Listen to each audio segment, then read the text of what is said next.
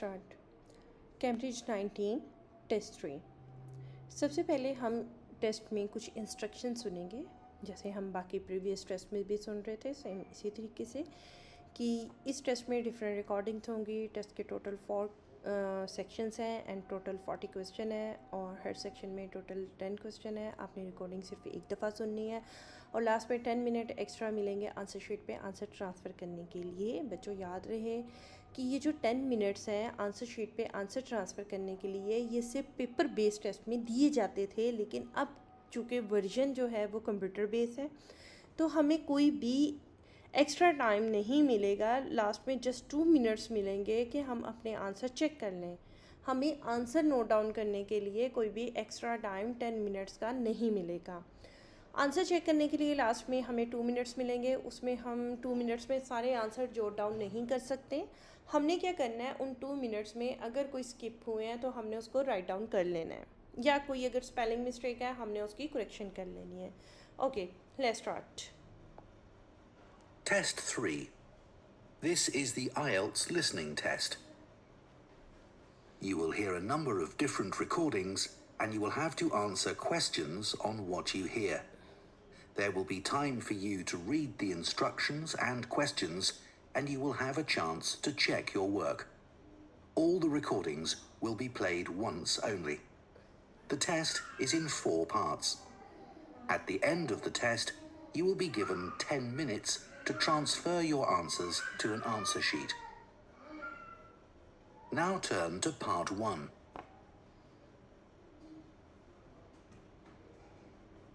Part 1.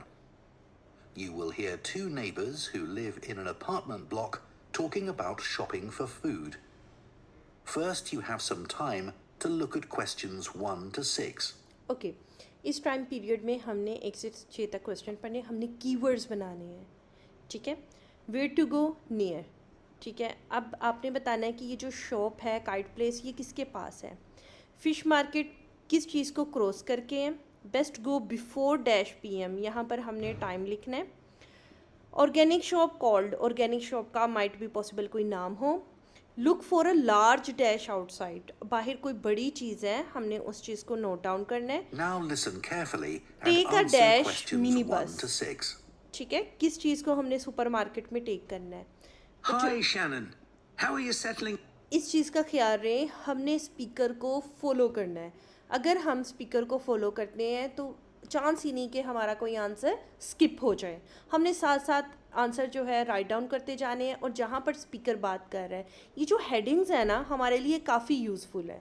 इन headings को हमने follow करना है क्योंकि इसने ये एज सच बोलने हैं, इनके कोई सिनोनिम यूज़ नहीं करने।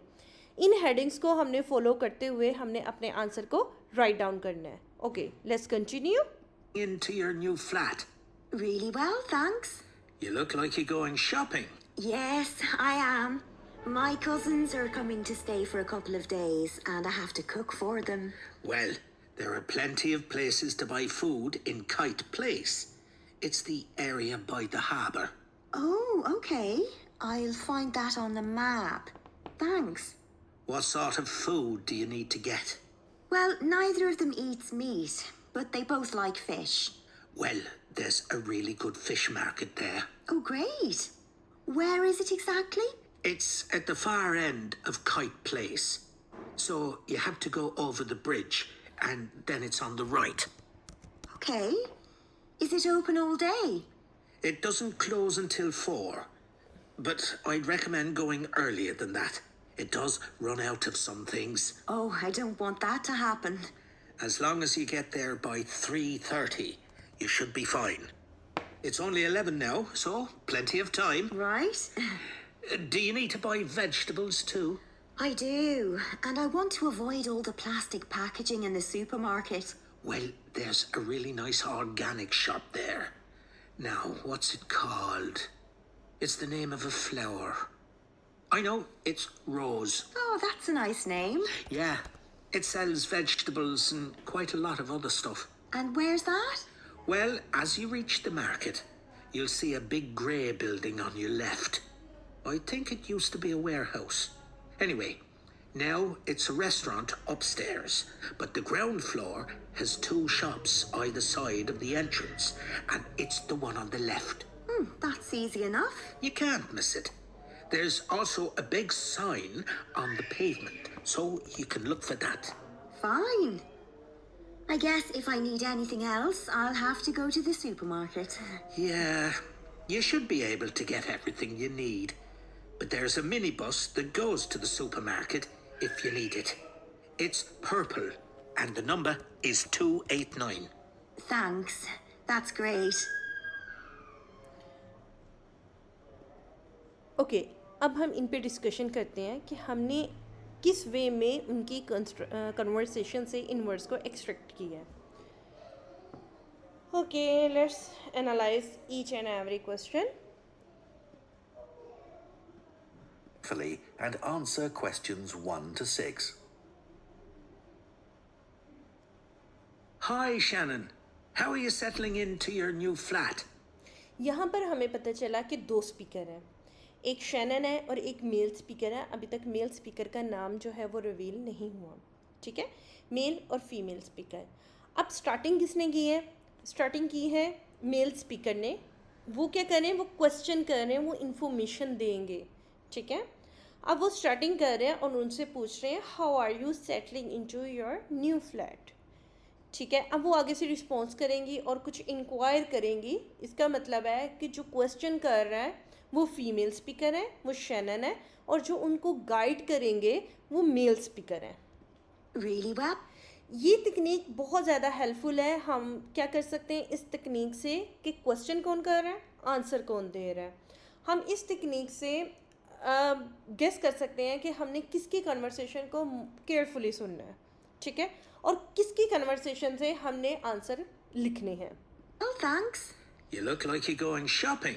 Yeah. ठीक है, अब यहाँ से हमें अंदाज़ा हो गया कि वो शॉप्स की बात कर रहे हैं. उसको कह रहा है मेल स्पीकर कि मुझे लग रहा है कि तुम शॉपिंग पे जा रहे हो. Yes, I am. My cousins are coming to stay for a couple of days, and I have to cook for them. Well, there are plenty of places to buy food.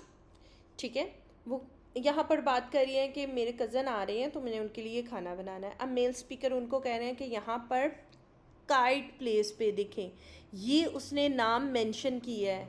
जो given information है वो उसने mention करनी है, और ख़ास तौर पर अगर कोई नाम है, डेट है, कोई सी प्लेस का नेम है, उसके कोई सिनोनिम नहीं होते, एसिड होते हैं, उसने ऐसे ही मेंशन करने हैं. ठीक है, काइट प्लेस उसने मेंशन किया है. आपने अलर्ट रह जाना है कि वो आंसर बोलने लगे हैं. Listen carefully. Food in Kite Place. It's the area by the harbour. ठीक है, उसने कहा है कि plenty of places है to buy food in the kite place. It's the area by the harbor. By synonym use किया है near का. ठीक है, तो हार्बर के एक तो ये स्पेल होते हैं HARBOUR. ठीक है, और सेकंड स्पेल जो होते हैं अमेरिकन और ब्रिटिश में ये डिफरेंस है. आप दोनों लगा लें, दोनों में से कोई भी स्पेल निकले, आपका आंसर ठीक ही कंसीडर किया जाएगा.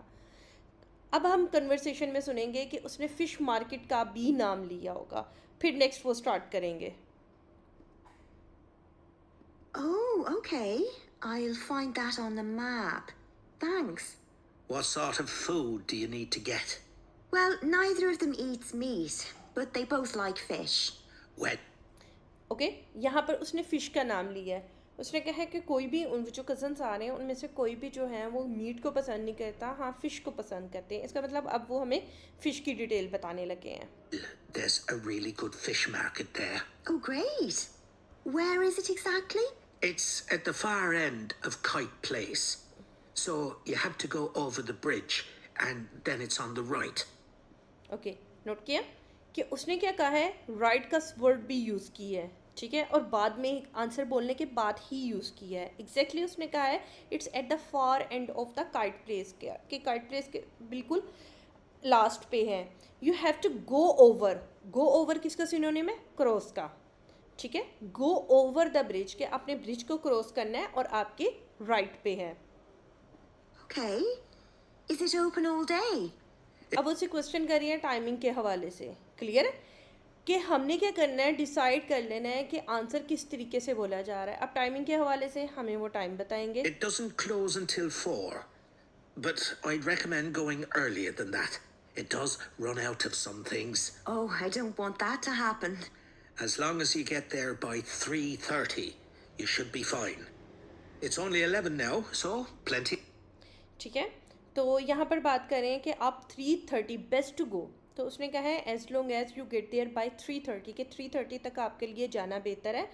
You should be fine. इसके बाद आप जाओगे तो आपको फ़ाइन होगा. ठीक है, तो 3:30 हमारा टाइम हो गया. अब यहाँ पर उसने 4 भी बोला है. स्टूडेंट यहाँ पर 4 भी लिख सकते हैं, लेकिन 4 के हवाले से उसने बात की इट डजेंट क्लोज अनटिल 4, कि 4 तक बंद नहीं होती. पूछा क्या है कि बेहतरीन जाने का वक्त क्या है. शॉप बंद होने का टाइम नहीं उसने पूछा, बेहतरीन जाने का वक्त पूछा है. ठीक है, You have time. Right? Do you need to buy vegetables too? I do, and I want to avoid all the plastic packaging in the supermarket. Well, there's a really nice organic shop there. Okay. अब उसने organic shop का नाम लिया है, इसका मतलब अब हमें इसका आंसर आने लगा है. Now, what's it called? It's the name of a flower. I know, it's rose. ठीक है, तो कोल्ड इसका मतलब यहाँ पर किसी टर्म का नाम ही आना था, किसी चीज़ का नाम ही आना था. ठीक है, तो यहाँ पर रोज़ आ गया. उसने कहा है कि मुझे उसका नाम तो याद है कि वो क्या है, वो किसी फ्लावर शॉप है. फिर उसने कहा हाँ रोज़ है. Oh, that's a nice name. Yeah, it sells vegetables and quite a lot of other stuff. And where's that? Well, as you reach the market, you'll see a big grey building on your left.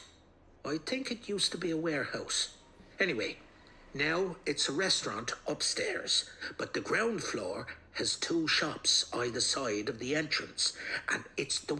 अब यहाँ तक आपने ये चीज़ note करनी कि जितने ये bullet point है, स्पीकर उनके बारे में एक डिटेल डिस्कशन करते हैं, उसके बाद वो बात करते हैं.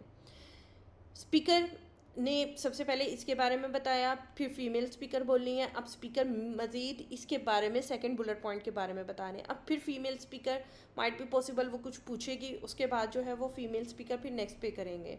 मतलब जितने बुलेट पॉइंट हैं उतने उनकी रोल हैं, उतने उनके डायलॉग्स हैं. one on the left. That's easy enough. You can't miss it. There's also a big sign on the pavement, so you could... ठीक है, लार्ज का सिनोनिम यूज़ किया बिग, तो उन्होंने कहा बिग साइन है. आउटसाइड का उन्होंने सिनोनिम यूज़ किया पेवमेंट.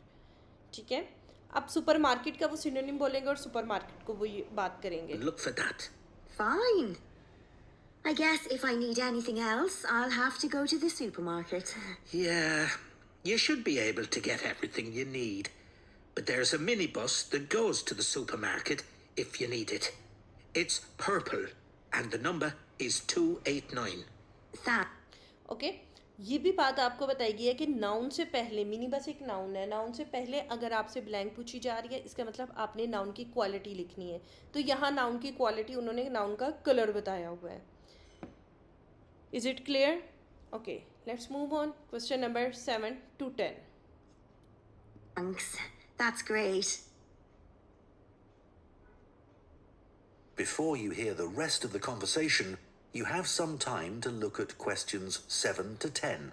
7 to 10 क्वेश्चन में हमने टेबल को कंप्लीट करना, 1 वर्ड ओनली. टेबल के बारे में आपको बताया गया है कि ये वर्टिकली और हॉरिजॉन्टली ये इंटरलिंक्ड होते हैं. अब फिश मार्केट में अदर आइडियाज़ पूछे गए. अ हैंडफुल, किस चीज़ के हैंडफुल है? हैंडफुल कहते हैं एक क्वांटिटी को. ऑर्गेनिक शॉप में बीन्स मिलते हैं. Now listen and answer questions 7 to 10. Beans मिलते हैं और क्या मिलता है? और स्पाइसेस मिलते हैं और नेक्स्ट क्या चीज़ मौजूद है? बेकरी के बारे में अ डैश टार्ट, हमने ये अंडरलाइन कर लिया. अगेन वही टेक्निक है, स्पीकर को फॉलो करें.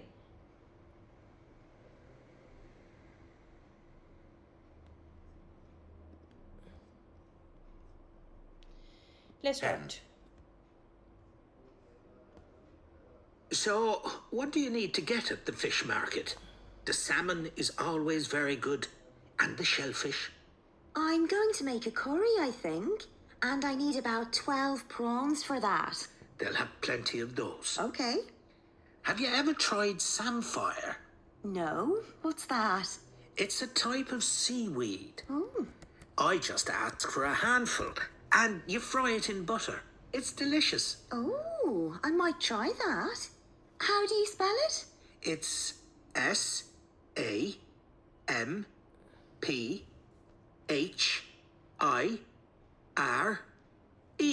Great.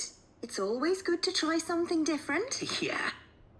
I'll see what beans they have in the organic shop, and I think I'll get something for dessert there. How about a mango? I'm not sure. They're not always ripe. I'd prefer a melon. It's bigger too.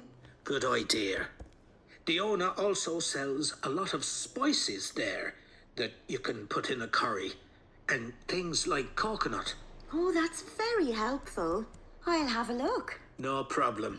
I know bread doesn't really go with curry, but I always like to have some in case. As I said, all the bread is homemade, and there's lots of variety. I like the brown bread myself. Sounds good. They sell other things there too. Like cakes? I love chocolate cake. Well, not that. But they have a whole range of tarts, and the best are the strawberry ones. Perfect. Hopefully I won't even have to go to the supermarket. That is the end of part 1. You now have 1 minute to check your answers to part 1. Okay इस 1 minute में अगर कोई spelling mistake है उसकी हम correction कर लेते हैं, और अगर कोई मिस हुआ है तो हम गेस कर लेते हैं. Part 2. You एक बात याद रही, इसमें कोई नेगेटिव मार्किंग नहीं है, इसीलिए अगर कोई स्किप हो जाता है आपने गेस करके आंसर लाजमी राइट डाउन करना है. क्लियर?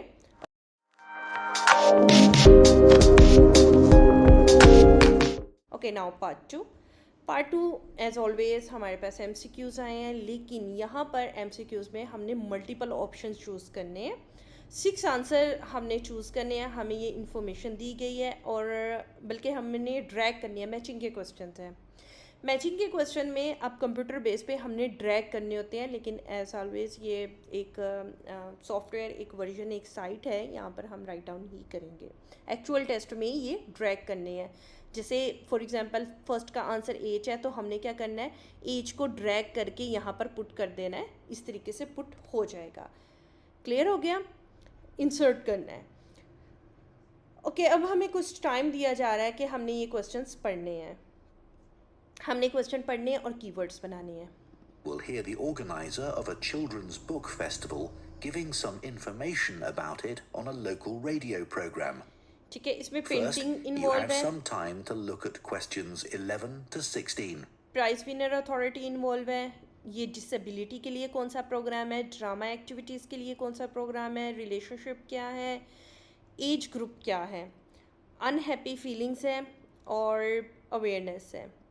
इसकी टेक्निक्स आपको बताई गई थी कि आपने एक पे कंसंट्रेट करना है, या तो आप इंफॉर्मेशन के सेक्शन पे कंसंट्रेट करेंगे या फेस्टिवल के वर्कशॉप के सेक्शन पे कंसंट्रेट करेंगे. चूँकि हमारा ये जो पोर्शन है, हमारे आंसर इंफॉर्मेशन के सेक्टर पे है, ये सीक्वेंस में होंगे फेस्टिवल के. सबसे पहले वो हमें सुपर हीरोज़ के बारे में बताएंगे, उसके बाद जस्ट डू इट का आंसर होगा, फिर काउंट ऑन मी का आंसर होगा, स्पीकअप का आंसर होगा, जंप फॉर जॉय होगा, स्टिक एंड स्टोन्स का आंसर होगा. एक कन्वर्सेशन में हमें 1 बाय 1 इनके आंसर्स बताए जाएंगे. हमने चूज़ करना है इनमें कहाँ पर मौजूद है. ये रैंडम होंगे, इसलिए हमारा जो टोटल फोकस होगा वो इन्फॉर्मेशन सेक्शन पे होगा, और हमने इसके साथ नोट डाउन करते जाना है कि कौन सा आंसर किसका है. एक्चुअल पेपर में आपको साथ में एक पेज भी मिलेगा जिस पे आप अपने आंसर नोट डाउन कर सकते हैं. फिल वक्त के लिए आप उस पेज पे जल्दी से आंसर नोट डाउन कर लें. जब हमें आंसर चेक करने के लिए कुछ टाइम मिलता है इस सेक्शन के एंड पे, हमने अपने आंसर इंसर्ट कर देने हैं, अपने आंसर ड्रैग कर देने हैं, अपने आंसर हमने लिख लेने हैं. क्लियर? Okay let's start. अब हमने सुपर हीरो का सर्च आउट करना है. हमारा फोकस इस पे ही रहना चाहिए कि वो किसके बारे में बात कर रहे हैं. Now listen carefully and answer questions 11 to 16. The Children's Book Festival is coming up again soon, and here to tell us all about it is the festival's organizer, Jenny Morgan.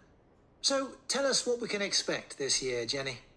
Well, as usual, we've got 5 days of action-packed, exciting events for children, with writers coming from all over the country getting involved. Just to give you an idea of what's on offer in the workshops, first of all, there's a very special event called Superheroes. This is a chance for deaf children to share their reading experiences with author Madeline Gordon, who is herself hearing impaired. यहाँ पर उसने हमें 2 point दिए हैं. एक उसने last पे hearing impaired का वर्ड बोला है और एक उसने डेफ का वर्ड बोला है. क्लियर. हमने सारी कन्वर्सेशन तो हम एज सच नहीं सुन रहे. हमने क्या करना है, हमने ये जो कीवर्ड बोले हैं हमने इसी से गेस करना है हमारा आंसर क्या होगा. पेंटिंग की तो बात नहीं की, प्राइस की भी नहीं बात की. अब उसने डेफ की बात की है या उसने हेयरिंग इम्पेयरमेंट की बात की है तो वो डिसेबिलिटी हो सकता है, क्योंकि ये बच्चों का है, सुपर हीरो बच्चों के लिए है, तो यहाँ पर चिल्ड्रन का भी वर्ड है. ड्रामा की बात नहीं है, रिलेशन की नहीं है, एज ग्रुप नहीं है, अनहैप्पी फीलिंग्स नहीं है, अवेयरनेस नहीं है. तो हमारा इसका आंसर सी होगा. अब हमने जस्ट डू इट, उसने ये कीवर्ड बोलना है. जैसे उसने सुपर हीरो बोला है ना, इसी तरह उसने जस्ट डू इट बोलना है और उसी के आसपास उसने अपना आंसर बोल देना है. हमने उसको देखना है. ठीक है, just do it. Just Do It is a practical workshop led by the well-known illustrator Mark Keane. He'll take participants on a magical journey to faraway lands with an opportunity for aspiring actors to do some role play. ठीक है, अब हमें क्या मिला है, actor keyword मिला है.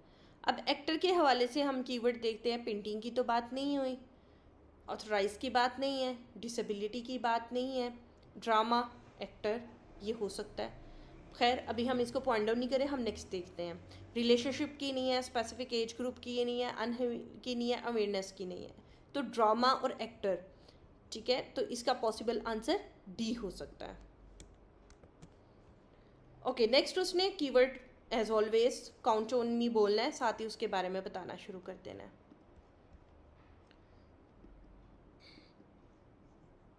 Count on Me is an inspiring and entertaining look at the issues of friendship for 13 to 14-year-olds. It looks at some of the friendships described in popular books and asks participants to compare these with their own experiences. Speak Up is part of a series of workshops on the subject of mental health. This is a creative writing workshop encouraging children to describe situations where young people experience loneliness. Okay, अब हमने 2 एक साथ किए हैं. Count on मी के बारे में वो बात करते हैं एज. उसने बताया 13-14, तो एज के लिए हमारे पास एक ही है. ठीक है, अब उसने फ्रेंडशिप की भी बात की. अब फ्रेंडशिप में क्या हो सकता है, ये भी हो सकता है ई, लेकिन फ्रेंडशिप के बारे में उसने क्या, न्यू रिलेशनशिप. तो फ्रेंडशिप तो पुराना रिलेशनशिप है, इसलिए ई नहीं होगा, बल्कि इसका आंसर एफ ही होगा. फिर उसके स्पीकअप के बारे में वो बात करते हैं कि लोनलीनेस, अब फीलिंग से रिलेटेड तो एक ही है. क्लियर. सिर्फ एक वर्ड होगा जो हमें टिक करेगा कि सही आंसर कौन सा है. ओके, अब हमने सुनना है jump for Joy and stick and stones. A recent survey revealed that children can be lonely even when they're at home with their families. Jump for Joy, as many of you will know, is the heartwarming best-selling story by Nina Karan about a young girl's trip to visit her relatives in India. It recently received the gold medal at the Waterford Awards.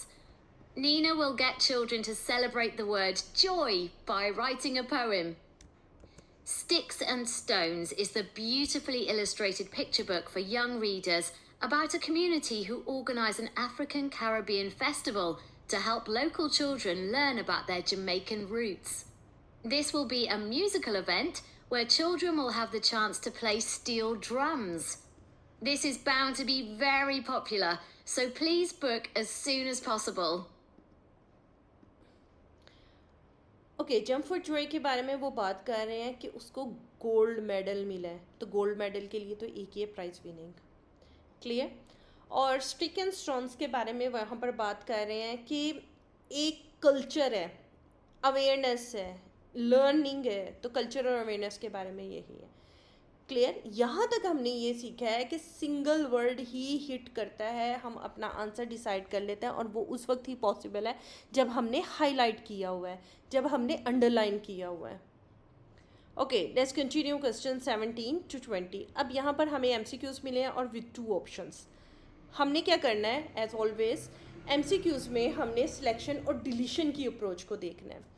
Selection approach क्या होगी कि eight once हमें पता चल जाएगा हमारा answer कौन सा है, और डिलीशन अप्रोच होगी कि नंबर ऑफ फैक्टर डिट्रैक्टर्स हम एलिमिनेट करेंगे। हमें ये नहीं पता हमारा आंसर कौन सा है, लेकिन हमें ये क्लियर है कि ये 2 आंसर तो नहीं हो सकते। Clear? Okay, let's move on and read question 17 to 20. Before you hear the rest of the program, you have some time to look at questions 17 to 20. Which 2 reason does the speaker give for recommending alive and keen? ठीक है, आपने 2 reasons बतानी है। Appealing है, first reason हमारे पास ये है कि ये अपीलिंग है। सेकंड रीज़न है ऑथर वेल नाउन है, कलरफुल इलस्ट्रेशन है, फ़नी है और इम्पोर्टेंट टॉपिक है। Now listen and answer questions 17. 2 pieces of advice हमने बताने हैं। Speaker give to the parent about reading. Encourage children to write down new words, audiobooks, recommendations, children choice, or until they are independently. Okay, अब हम keywords बना रहे हैं। पहले highlight करने में यहाँ पर प्रॉब्लम आ रही थी। याद रहे कि हम ये जो हमारे पास मौजूद है स्टेटमेंट, हम यहाँ पर 3 और 4 वर्ड्स के कीवर्ड बना सकते हैं, लेकिन ऑप्शन में हमारे पास जस्ट 1 कीवर्ड ही रहे। अब इसमें अपील जो है और इसमें वेल नाउन जो है वो एक, इसमें कलरफुल इलस्ट्रेशंस, ये फ़नी है और ये इम्पोर्टेंट है। इस साइड का ये प्रॉब्लम है कि यहाँ पर जो भी हाईलाइट हम कर रहे हैं वो नेक्स्ट मूव हो रहे हैं, ठीक है, इसलिए इस पर मैं थोड़ा सा अवॉइड ही कर रही हूँ। लेकिन एक्चुअल टेस्ट में ऐसा बिल्कुल भी नहीं होता। एक्चुअल टेस्ट सॉफ्टवेयर जो है हाई क्वालिटी का है, उसमें आप इजीली इसको कर सकते हैं। Okay, now we are going to listen and answer these questions. To 20. Thanks, Jenny. That all sounds really interesting. I'm just wondering if you have a favourite book you could recommend for our readers? It's hard to choose, but Alive and Kicking is definitely worth mentioning. You won't have heard of the writer as it's her first book, which is really impressive. It's basically the teenage diary of a boy from Somalia who comes to live in the UK. It deals with the serious issue of immigration and all the challenges the boy has to face at school and with the language barrier, etc. Usually, books like this are quite sad, but this one actually made me cry with laughter. On each page, there are simple but hilarious black and white stick drawings of the boy with his friends and teachers. At the end of each diary entry, there are new English words the boy learns each day, which may help develop some children's vocabulary. I think my kids would. Okay, यहाँ पर वो boys की बात कर रहे हैं, boys and girls के लिए अपील है, ये तो उसने जिक्र ही नहीं किया। क्लियर? ऑथर के बारे में भी उसने बात नहीं की, बल्कि उसने ऑथर बात की है you won't have heard of the writer, कि आपने कभी सुना ही नहीं होगा उस राइटर के बारे में, तो वेल नाउन तो नहीं है वो। फिर उसने यहाँ पर बात की कि ये सीरियस इश्यूज़ इमिग्रेशन के डील करती है, तो इम्पोर्टेंट इश्यूज़ हो गया। और उसने कहा इस तरह की जो बुक्स होती हैं ना वो सैड होती है, लेकिन बट का वर्ड लगाया लास्ट स्टेटमेंट से कंट्रास्ट करें, इसने कहा ये एक फ़नी बुक है। क्लियर हो गया? तो इसमें हमने डी और ई को चूज़ किया है। Okay, next continue. अब इसमें ये कीवर्ड्स लाजमी बोलना है, piece of advice. Enjoy that. What about any advice for Advice. parents on how to encourage their children to read more? Well, this is something I get asked about a lot. There are so many distractions for kids these days that it can be hard to find time for reading. One thing I'd say is to make time to sit down with your child and share books with them. A lot of parents give up reading aloud to their children as soon as they learn to read independently, but this is a mistake. It's good to read more advanced books to them as it helps to develop their vocabulary. If you don't have time for this, then let them listen to audiobooks. Often they'll want to read books they've listened to for themselves. I think it's a good idea to make a mental note of the type of books your child is reading. Often they just read the same genre all the time, which can get a bit boring. You can introduce new authors and genres to them. Librarians should be able to help you with this.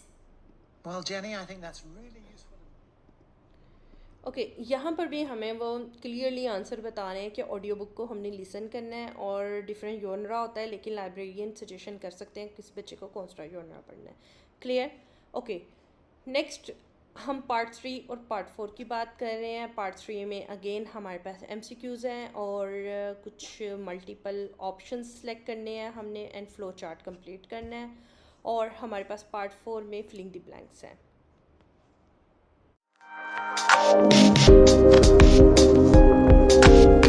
Okay, now start part 3. Part 3 में हमारे पास question number 21 से 25 का first set है. इसमें हमें कुछ time दिया जाएगा कि हम इन क्वेश्चंस को रीड आउट करें और हम अपने कीवर्ड्स बनाएं. एज ऑलवेज हमने स्टेटमेंट के 3 to 4 वर्ड्स कीवर्ड बनाने हैं, लेकिन ऑप्शन का जस्ट 1 वर्ड कीवर्ड बनाना है.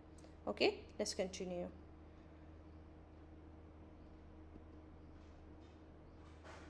That is the end of part 2. Part 2 and हुआ है. You now have 30 seconds to check your answers to ठीक है. part 2. 30 सेकंड में हमने आंसर चेक करने हैं. कोई मिस्टेक्स हैं, कोई स्किप है, हम उसको पॉइंट आउट कर लें और हम लिख Part लें. 3. You will hear a trainee science teacher called Claire talking about her practical teaching work to another trainee called Jake.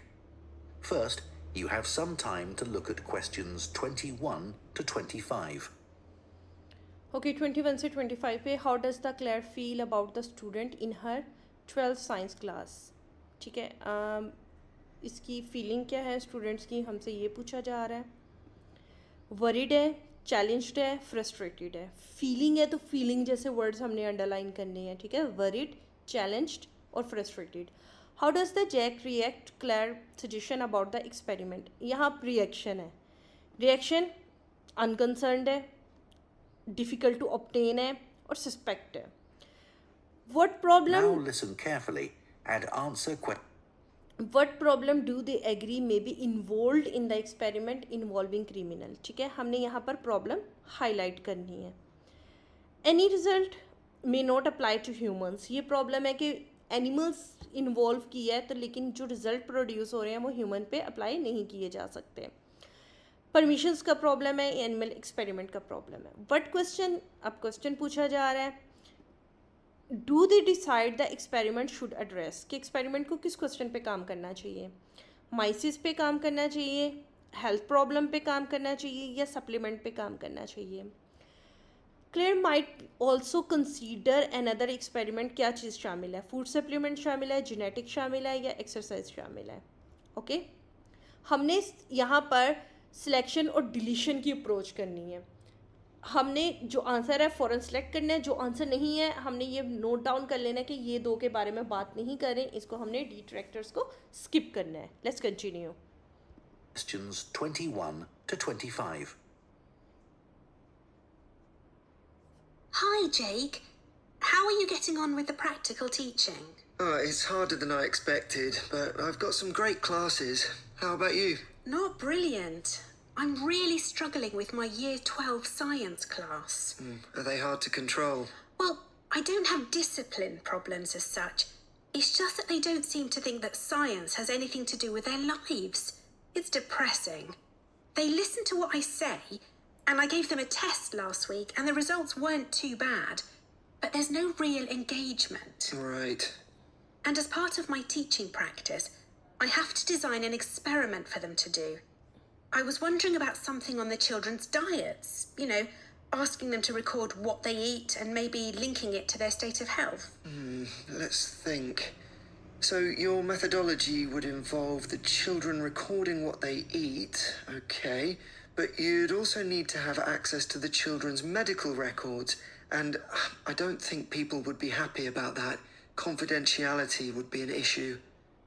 If you could get the right data, the conclusions might be significant, but I suspect it's not going to be easy. Right. Have you thought about doing an experiment using animals? Wouldn't that be upsetting for the children? Well, the animals don't have to be harmed in any way. It could just be an experiment where they're given a certain diet and the effects are observed.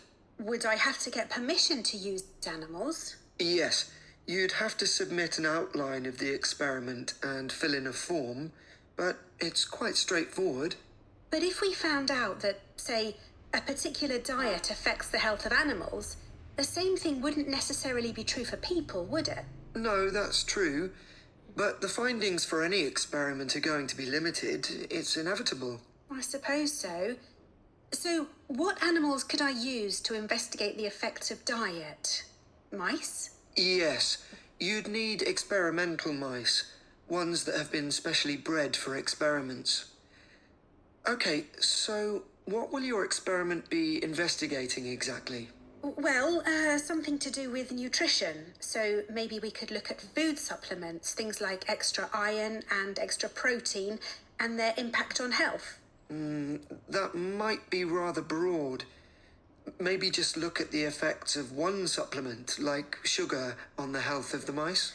In fact, maybe the focus could be on whether mice can control their own diet. So what happens when they have access to more sugar that they don't really need? Exactly.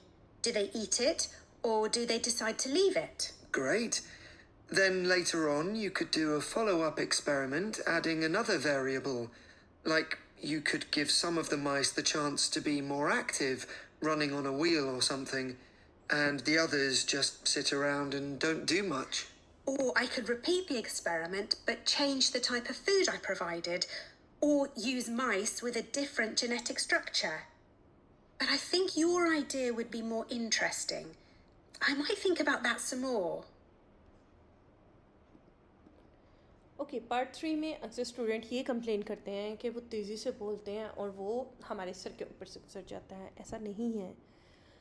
यहाँ पर भी वही strategy follow की जा रही है कि अगर आप स्पीकर को फॉलो करेंगे कि वो किसके बारे में बात कर रहे हैं तो ये कभी भी स्किप नहीं होंगे. स्पीकर को फॉलो करना ही मेन काम है. अब हम इसको वन बाय वन प्ले करते हैं और हम इसका ज़रा एनालिसिस करते हैं कि इसके बारे में यहाँ पर कौन क्या बात कर रहा है और हमने सही आंसर कैसे गेस किया है.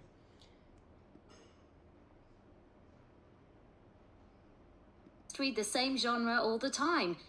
I don't have discipline, It's quite straightforward. but it... G would involve 21 to 25. Hi, Jake. How are you getting on with the practical teaching? It's harder than I expected, but I've got some great classes. How about you? Not brilliant. I'm really struggling with my Year 12 science. Okay यहाँ पर female speaker जो हैं वो बता रही है कि 12 year science class. इसका मतलब हमारा ये कीवर्ड्स उसने बोल दिए. हमारी आंसर यहीं से उसकी कन्वर्सेशन से स्टार्ट होने लगा है. उसने कहा आई एम रियली स्ट्रगलिंग कि वो डिफ़िकल्टी फील कर रही है. ठीक है. It's class. Are they hard to control? Well, I don't have discipline problems as... अब वो कह रही है कि 12 ईयर जो क्लास है उसके साथ उसको प्रॉब्लम है. तो मेल कह रहे हैं उसको कंट्रोल करने में प्रॉब्लम है. Are they hard to control. उसने कहा नो, डिसिप्लिन प्रॉब्लम नहीं है. अब वो प्रॉब्लम बताने लगी हैं कि क्या प्रॉब्लम है. such. It's just that they don't seem to think that science has anything to do with their lives. It's depressing. Clear.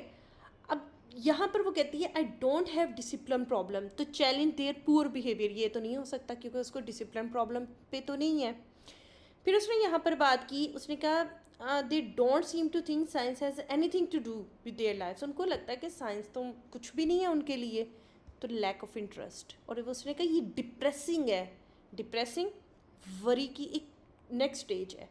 Frustrated है. They listen to what I say, and I gave them a test last week, and the results weren't too bad. But there's no real engagement. ठीक है.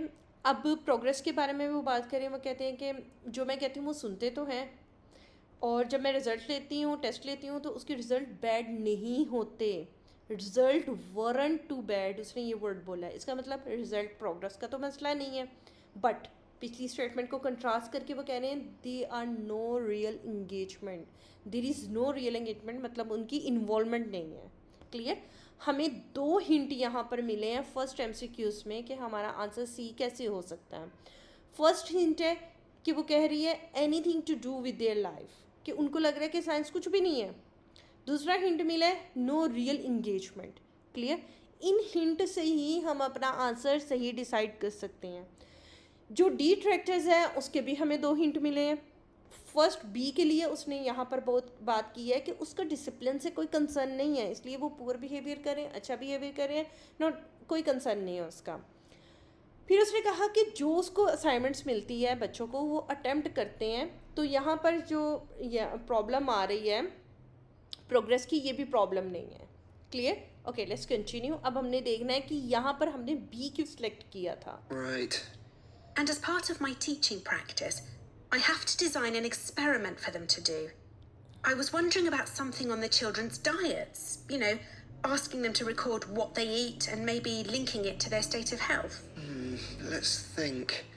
So your methodology would involve the children recording what they eat, okay, but you'd also need to have access to the children's medical records, and I don't think people would be happy about that. Confidentiality would be... ठीक है, अब mail उसको कह रहा है कि methodology में जो उसने यूज़ की है उसमें क्या है कि चिल्ड्रन का डेटा रिकॉर्ड किया जाएगा कि वो क्या खाते हैं। फिर वो साथ ही कहते हैं कि लोग जो हैं वो हैप्पीली शेयर नहीं करते, तो यहाँ पर उसको जो डिफ़िकल्टी हो रही है कि उसने डाटा कैसे लेना है, यहाँ पर यही प्रॉब्लम आ रही है। ठीक? An issue. If you could get the right data, the conclusions might be significant, but I suspect it's not going to be easy. Right?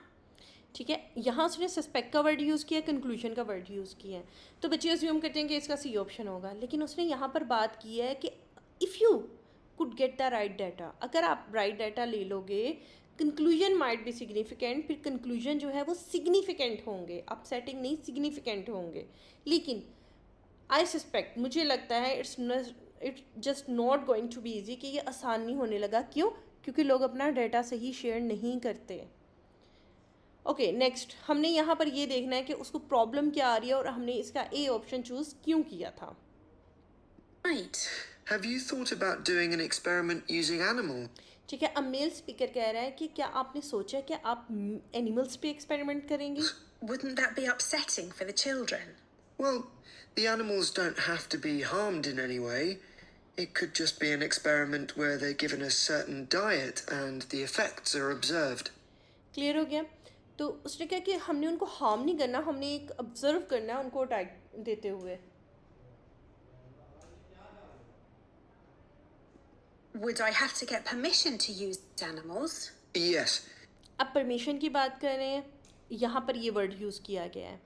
ठीक है, लेकिन अब उसके बारे में क्या कर रहे हैं, उसने पूछा would I have to get permission, क्या मुझे परमिशन लेनी होगी? You'd have to submit an outline of the experiment and fill in a form, but it's quite straightforward. अब उसने कहा है कि हाँ आपको फॉर्म फिल करना होगा, लेकिन ये क्वाइट स्ट्रेट फॉरवर्ड है, मतलब उसको कोई कॉम्प्लिकेशंस नहीं आएगी। इसका मतलब बी आंसर तो नहीं हो सकता।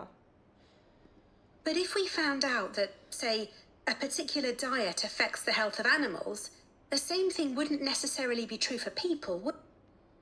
अब उसने क्या कि अगर हमें ये पता चल जाएगा कि एनिमल पे ये डाइट ये अफेक्ट करती है, तो ये ज़रूरी है कि जानवरों इंसानों के लिए भी ठीक हो।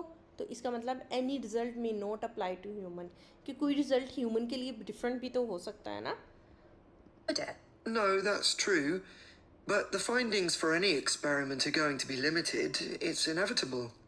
उसने कहा कि हाँ हो सकता है, लेकिन फाइंडिंग्स जो हैं वो एक लिमिटेड होंगी, लेकिन इनएविटेबल है। I suppose so. So, what animals could I use to investigate the effects of diet? अब वो एनिमल का बता रही हैं तो उसको फ़ौरन एनिमल का बता देगा, उससे भी हमें हिंट मिल जाएगा कि एनिमल इसकी बात हो रही है।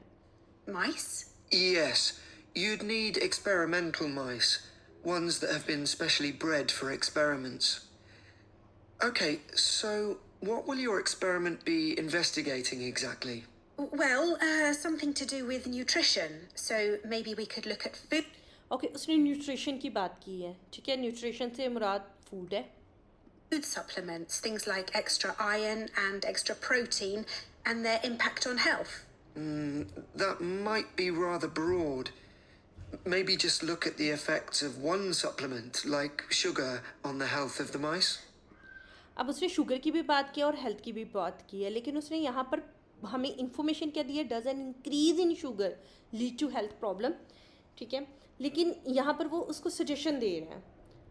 और यहाँ पर बात करें कि एक सप्लीमेंट का इफेक्ट देखो, आप होल सप्लीमेंट के इफेक्ट क्यों देख रहे हो?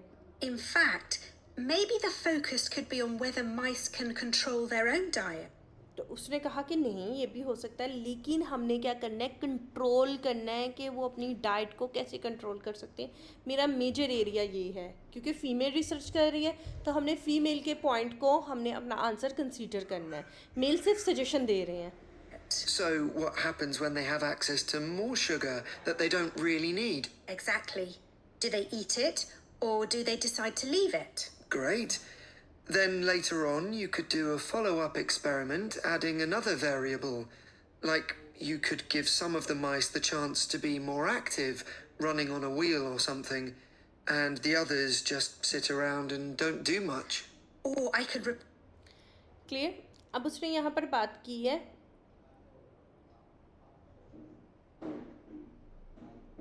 कि आपने फॉलोअप एक्सपेरिमेंट करना है। आपने क्या करना है, you could give some of the mice the chance to do more active, उनको मोर एक्टिव करने के लिए चांस करना है, रनिंग ऑन द व्हील करना है और सिट अराउंड करना है, डोंट डू मच, मतलब उनको एक्टिव करना है। तो एक्टिव जो है वो एक्सरसाइज से रिलेटेड है, ना तो जेनेटिक से ना फूड सप्लीमेंट से। repeat the experiment but change the type of food I provided, or use mice with a different genetic structure. But I think genetic की फीमेल बात कर रही है, लेकिन वो कह रही है कि रिपीट करेंगे एक्सपेरिमेंट किसके साथ, टाइप ऑफ फूड के साथ, कि जेनेटिक उस पर इफेक्ट कैसे कर रही हैं।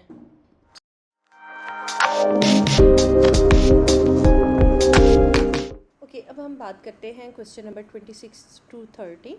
फ्लो चार्ट हमने कंप्लीट करना है। अब इस फ्लो चार्ट में हमें कुछ ऑप्शंस दिए गए हैं, like option number A size, shape, age, water, cereal, calculation, changes colour, और हमने ये फिल इन द ब्लैंक्स में इन ऑप्शन को पुट करना है। ये मैचिंग इतनी आसान होती है, फ्लो चार्ट इतना इजी होता है कि आप इसको पढ़ के भी ऑप्शन जो है वो सिलेक्ट कर सकते हैं, बगैर सुने भी कर सकते हैं। सिर्फ आपने अपना प्रीवियस नॉलेज जो है वो अप्लाई करना है। देखिए यहाँ पर बात हो रही है कि choose mice which are all the same, ठीक है, हाँ, सेम साइज हो सकता है, ठीक, इसके अलावा सेम स्केप तो नहीं हो सकता, सेम एज हो सकता है, सेम वाटर भी नहीं हो सकता, सीरियल भी नहीं हो सकता, कैलकुलेशन भी नहीं हो सकता, चेंजेस भी नहीं हो सकता, सेम कलर भी हो सकता है। हमने क्या किए, हमने अपने ऑप्शंस को लिमिटाइज कर लिया कि हमने यहाँ पर क्या पुट करना है, ठीक है, ऑल आर सेम। अब सेम साइज है, कलर है या एज हो सकती है। Divide the mice into 2 group, each with the different, ठीक है, 2 ग्रुप में हमने माइसिस को डिवाइड करना है। हर ग्रुप में क्या डिफरेंट हो, साइज भी हो सकता है, बिल्कुल, स्केप नहीं हो सकता, एज भी हो सकता है, वाटर भी नहीं हो सकता, सीरियल्स भी नहीं हो सकते, कैलकुलेशन भी नहीं हो सकती, चेंजेस भी नहीं हो सकती, या कलर हो सकता है। उसके बाद बात कर रहे हैं feed group be the same but also sugar content. इसका मतलब तो यहाँ पर आएगा कि हमने यहाँ पर किसी खाने पीने वाली चीज़ का नाम लिखना है जिसमें शुगर होगी। अब खाने पीने वाली चीज़, फिर हम अपने ऑप्शन को लिमिटाइज करें तो खाने पीने वाली चीज़ इसमें एक ही है जो है सीरियल। उसके बाद हमसे कहा गया है question number 29, place them in a weighing chamber to prevent. अब हमने किस चीज़ से प्रिवेंट करके इनको वेइंग चैम्बर पे रखना है, प्रिवेंट किससे करना है, चैम्बर में रखना है, स्केप से हम प्रिवेंट कर सकते हैं, और कोई ऑप्शन नहीं है जिसे प्रिवेंट किया जा रहा है। डू ऑल नेसेसरीज, क्या चीज़ हमने तमाम जो मेजर है कैलकुलेशंस हो सकती हैं, बाकी कुछ नहीं हो सकता। हम अपना जनरल नॉलेज को कुछ अप्लाई करते हुए हम इसमें कुछ ना कुछ ऑप्शन सेलेक्ट कर सकते हैं, लेकिन सबसे ज़्यादा ज़रूरी ये है कि जैसे ही लिसनिंग प्ले हो आप साथ साथ सॉल्व करें, और जो लिसनिंग में हमें इंफॉर्मेशन दी जा रही है वो हम पुट करें। हाँ, अगर स्किप हो जाए तो हम ये काम कर सकते हैं जो टेक्निक अभी आपको बताई है। Okay, let's continue and try to attempt from question number 26 to 30। Before you hear the rest of the discussion, you have some time to look at questions 26 to 30.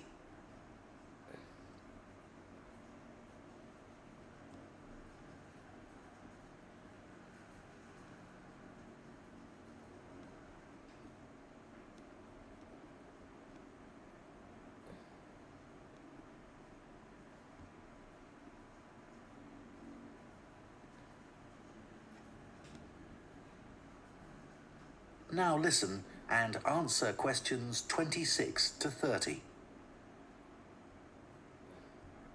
So, can I talk through a possible procedure for the experiment where mice are given a sugar?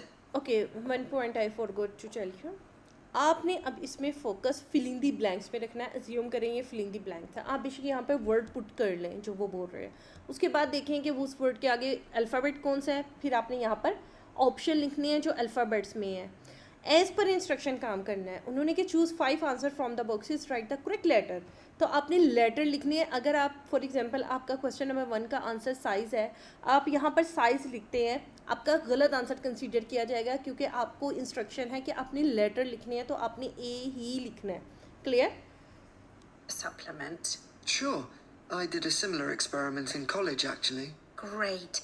So, how many mice would I need? I'd say about 12, and all young ones, not a mixture of old and young. Okay. And I'd need 2 groups of equal sizes, so 6 in each group. And how would I tell them apart? I suppose I could put some sort of tag on one group or just mark them in some way.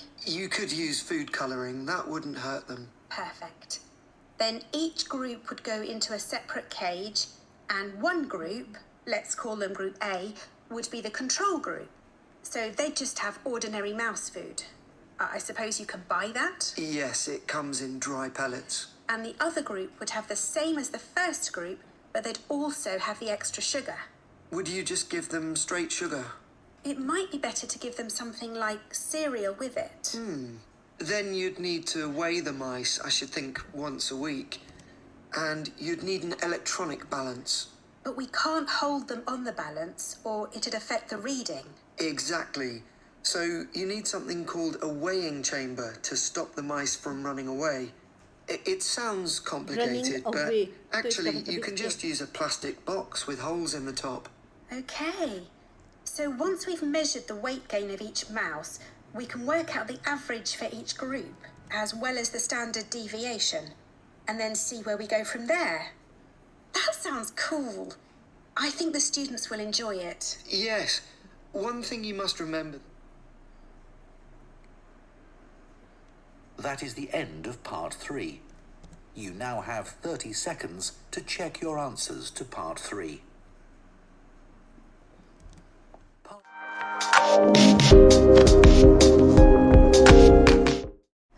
You will hear part of an environmental science lecture about microplastics. First, you have some time to look at questions 31 to 40. Okay 31 और 40 में part 4 में हमें हमेशा 31 to 40 he questions पढ़ने होते हैं in one go. Okay हमसे wear का क्वेश्चन कर रहे हैं तो fibre from some during the washing. ठीक है, वॉश अगर हम कर रहे हैं तो फाइबर आ रहे हैं, इसका मतलब यहाँ माइट बी पॉसिबल किसी कपड़े का जिक्र हो. उसके बाद 32 में बात कर रहे हैं they cause injuries to the dash of wild life. Wild life की किस चीज़ को इंजरी वो कर देते हैं. ठीक है, उसके बाद they enter the food chain. अब फूड चेन में वो एंटर हो रहे हैं in a bottle and tap water and seafood. ठीक है, और सी फूड में क्या है, they might not affect human health but already ban in skin cleaning products and some countries. एक तो स्किन क्लीनिंग प्रोडक्ट है और क्या है. Microplastic enter the soil through air rain, और यहाँ हमने मौसम की ही कोई कैफियत लिखनी है जिससे वो एंटर हो रहे हैं. Earthworm are important because they add dash to the soil. Earthworm soil में क्या एंटर कर रहे हैं यहाँ पर ये मेंशन करना है. The study aim to find whether microplastic is earthworm affect the plant. Plant की किस चीज़ को अफेक्ट कर रहे हैं. The study found microplastic cause dash. ठीक है, ये इसकी कॉज्ड है जिसमें से एक हमें बताया गया, 2 पूछे गए हैं. फर्स्ट है कि लॉस क्या करेंगे, राइज लेवल करेंगे, और लास्ट पे फिर हमसे ये पूछ रहे हैं, स्टडी कंक्लूड कर रही है कि changes to the soil damage both ecosystem and, clear.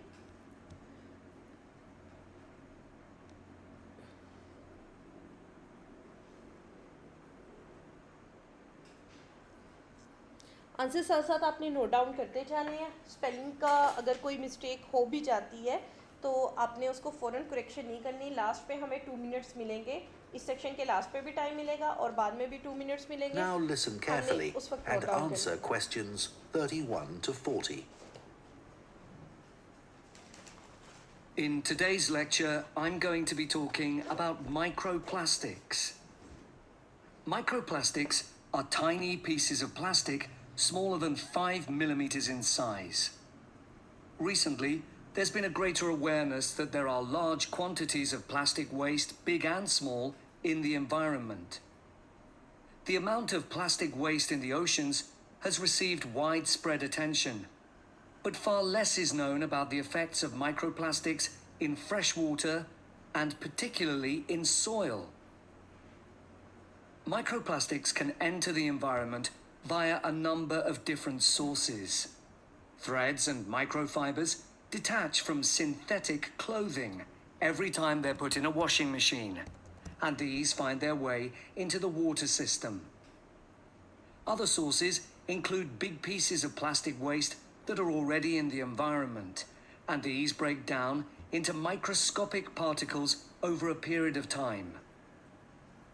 On a larger scale, factory waste is another route, as are tires, which wear down as cars, lorries, and so on travel along road surfaces. We already understand some of the impacts of microplastics from studies involving fish and other animals. There is evidence that microplastics harm small creatures in a variety of ways, such as by damaging their mouths or by impairing their ability to feed. For example, when microplastics get lodged in their digestive system. Surprisingly, perhaps, it is likely that humans consume microplastics, as these have been detected in a wide range of food and drink products, including bottled water, as well as in water that comes direct from the tap. What's more, salt and many kinds of seafood have also been found to contain microplastics. However, it's important to underline that there is not yet conclusive proof that microplastics cause significant harm to people. In many countries, including here in the UK, there is legislation which prevents manufacturers from adding plastic microbeads to shower gels, facial cleansers, and toothpaste. It is very difficult to accurately estimate the total amount of microplastic particles in the soil, as they can be hard to detect. But we do know they are carried in the air and deposited in the soil by rain. What's more, many of the fertilizers used by both farmers and gardeners contain microplastics.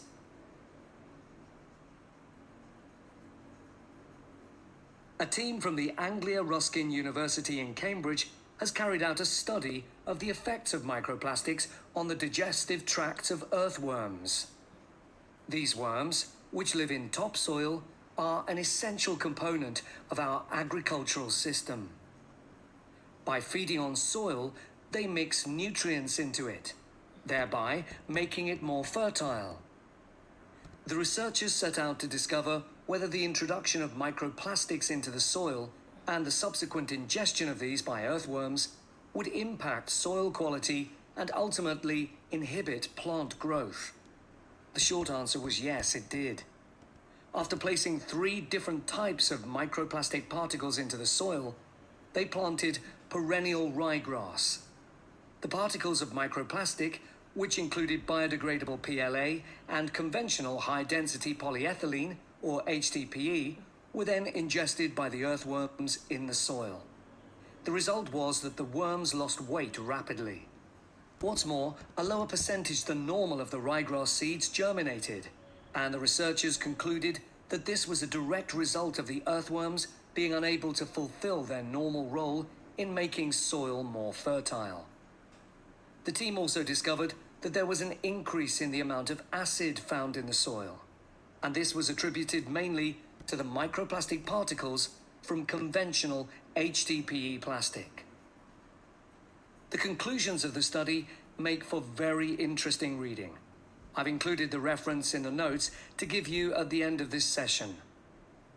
To summarize, the authors proposed the idea that we need to regard soil as we would regard any other process in nature. This means we should accept the implications of soil being dependent on decaying and dead matter constantly being passed through the bodies of earthworms. That is, when soil becomes impoverished by the presence of microplastics, not only ecosystems, but also the whole of society are negatively impacted. That is the end of part 4. You now have 1 minute to check your answers to part 4. Okay इस time period में हमने अगर कोई spelling mistake की है या कोई singular या प्लूरल लिखा है, हमने उसकी करेक्शन करनी है, ठीक है। ये हमने बुक 19 टेस्ट 3 लिस्टिंग का अटेम्प्ट किया।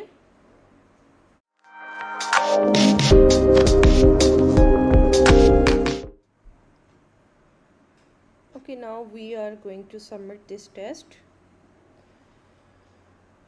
8.5, 3 incorrect answers.